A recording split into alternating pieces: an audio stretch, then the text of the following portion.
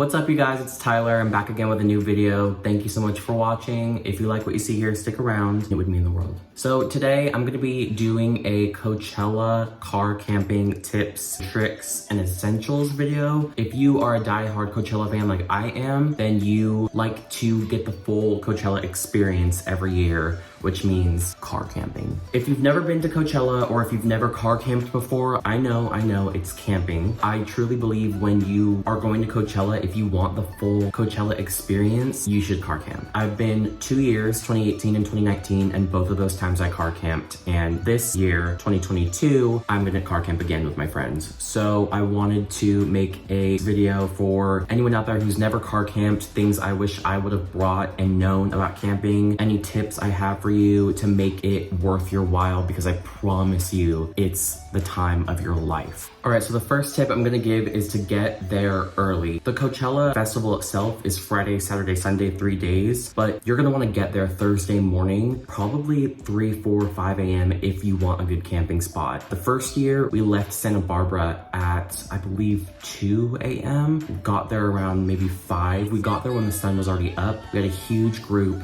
that coordinated in the Walmart parking lot, I believe, and we all met up there, drew numbers on our cars, because when you get to Coachella and you're car camping, there's gonna be long lines just for security to get your car checked to even get into the campgrounds. So if you have a big group with a lot of cars and a lot of people, you're gonna wanna pick a meeting spot where you guys can put numbers on your cars. You're most likely going to get broken up in the lines for security and the people checking your car. As long as you've coordinated with your group and put numbers on your car, you can tell the security people that you have a big group. Once you get past them, you'll kind of coordinate with your group again, past security, meet up all at once, and then you guys will finally line up with your numbers and drive in together to your car camping spots, which security will help you, and you guys will line up and everybody will be put together. So don't stress about making sure your group is put together, because it's very easy to coordinate. I've never had an issue with that. So you're gonna wanna get there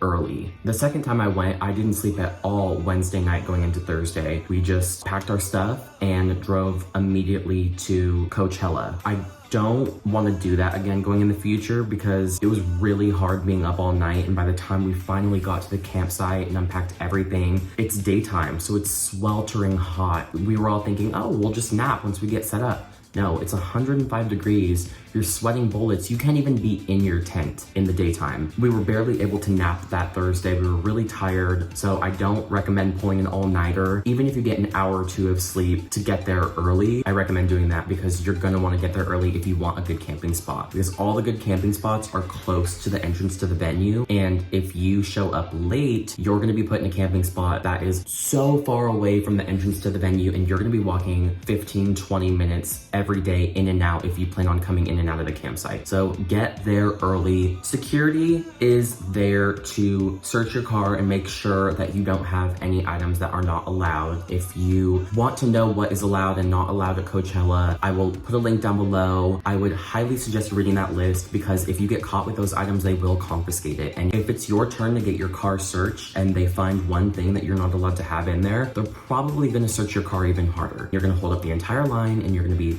those people. Pack strategically, be smart. Again, they're not there looking for drugs. They're looking for metal stakes, for example, for your easy up. Metal stakes are not allowed. If you are bringing a canopy or an easy up or a tent, you're gonna need plastic stakes. Even if you sneak metal stakes in, there are people that do walkthroughs of the grounds. If they come by and see you have metal stakes, they will confiscate them, and you have no stakes at all. Your canopy is gonna pick up and fly away because the wind is so strong there. Every year there's multiple people in the campgrounds who don't secure their tent, their easy up, their canopies down properly, or they get their metal stakes taken away. The wind picks up and you look up in the air and there's canopies and tents flying all around. Some of them smash back down onto cars, so don't be that person. Read what you're supposed to bring, read what you're not. Which also reminds me, if you plan on bringing a full body length mirror, those are not allowed either, probably because of the glass. You're not allowed to have any glass. We brought a mirror probably both years I went, and each time somebody walked through that worked at Coachella, saw that we had a mirror, and either took it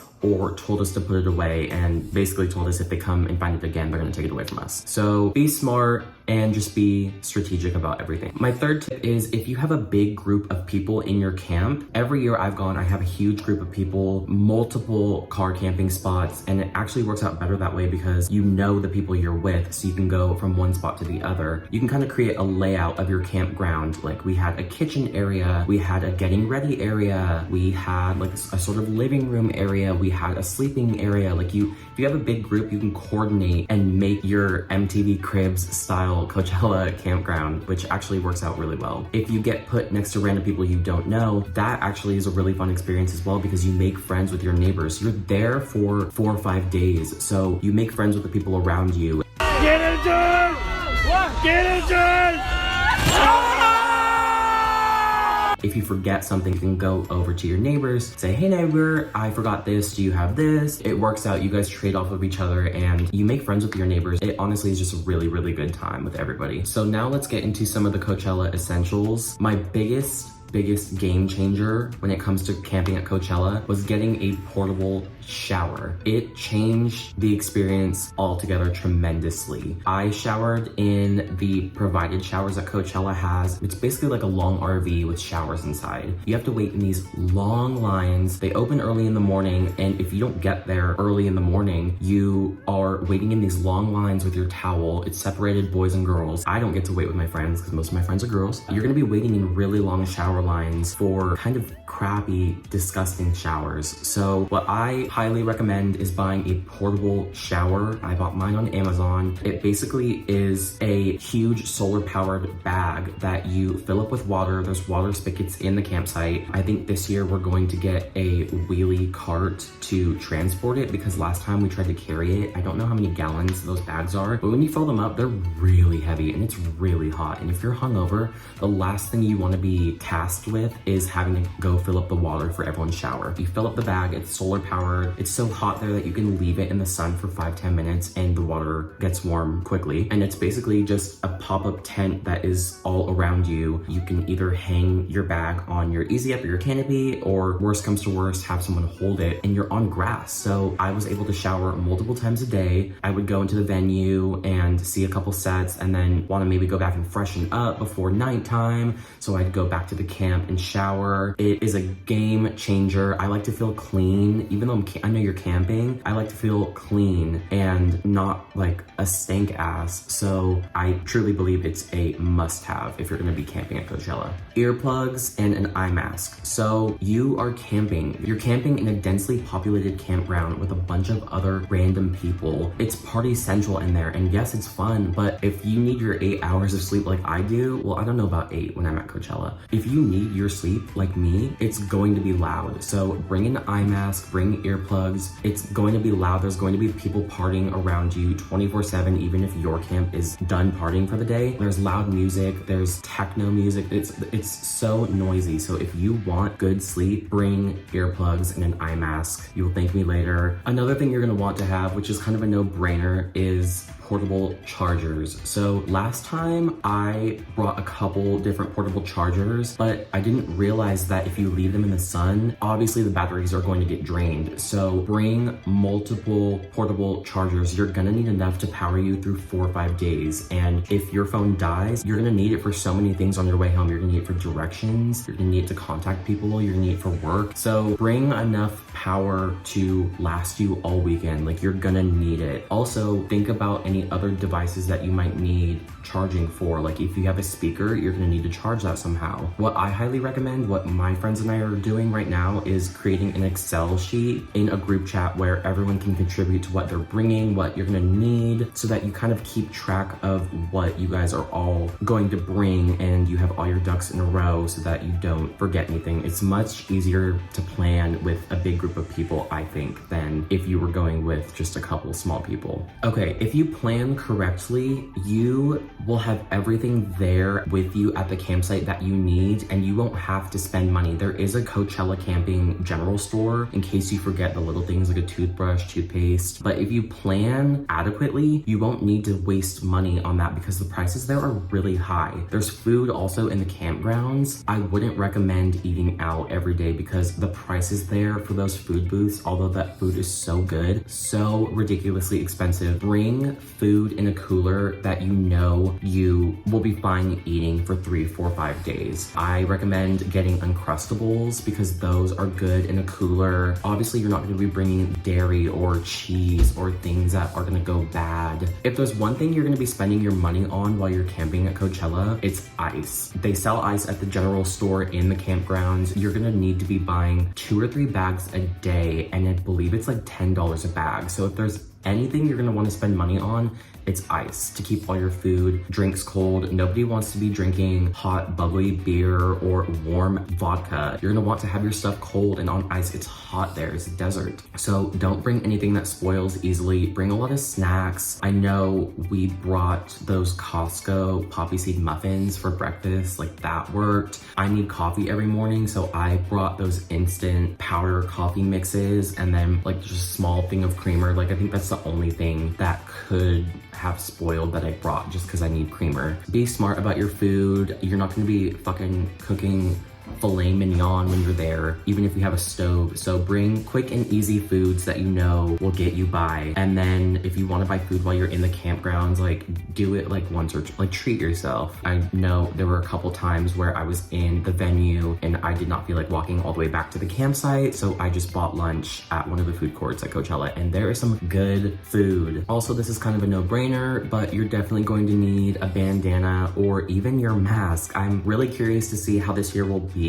with masks, because masks are not required at Coachella this year. Everything has been lifted for Coachella, but there still is so much dust. It's a desert, and when the wind picks it up, you're breathing in all that dust. Literally, I'm not kidding, you will blow out straight black. For the dust, especially at night when you're walking back to the campgrounds, it's all dirt, and you're walking back with masses of people, so all that shit is being kicked up. You're gonna need something to protect it so that you're not breathing it in, because you will feel like you're choking. Bring a bandana, it's nice to have. Also, on that note about it being a desert, it gets super, super, super hot during the day and freezing at night. Make sure you pack lots of bedding, lots of warm blankets at night. You're gonna be freezing and you're gonna want warm clothes to bundle up in at night. But just know that come 7 a.m. when the sun rises, that sun is beating on your tent and it's so hot. So wear layers, make it easy for yourself, because the moment that sun hits your tent, doesn't matter how early it is, you're gonna wanna get up and get out and start your day. I mean, maybe not start raging, but you're gonna wanna at least get up and start eating breakfast and getting ready. So just wear layers, make it easy on yourself, and that will help you a lot. I saw this said in another Coachella camping tips video. Be careful of raging too hard before you even make it in the venue. We made that mistake a couple times. You're just so excited for all the music and everything. You're so excited to go into the venue, and everybody's pre-gaming, everyone's drinking beer bongs, like everyone's drinking and getting excited for the day. Be careful, pace yourself. There was a couple days where we just went too hard and it's so hot and you're borderline blacked before you even make it in the venue. That's not a fun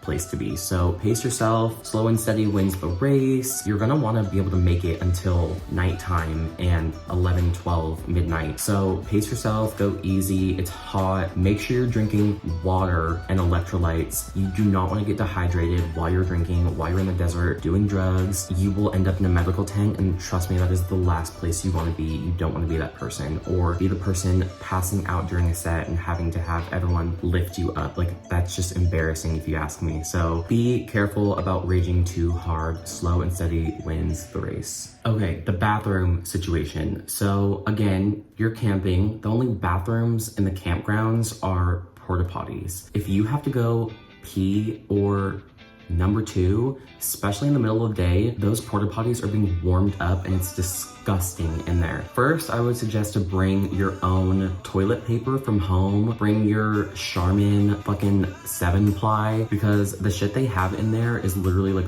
the 1-ply toilet paper where your fingers rip through. I know you know what I'm talking about. And also bring wet wipes, like bring flushable wet wipes. Those will save your life because you're not gonna be shitting in some luxury bathrooms or literally porta potties, and they're disgusting in there because everybody's using them. So bring your own good toilet paper and bring your own wet wipes. Another tip I have is when you leave the camp for the day, make sure you collapse all of your easy ups and secure everything down, because so many times it's happened to us where we are just so ready to go into the venue. We don't collapse all of our easy ups, we don't secure and double things down before we leave, and we come back at the end of the night just wanting to crawl into our tents and our sleeping bags, but the wind has ripped through the entire camp, and one of the nights it literally damaged everything. Everything was in shambles. I'll put a picture. We came back today, halfway through the day, and all of our fucking camping shit was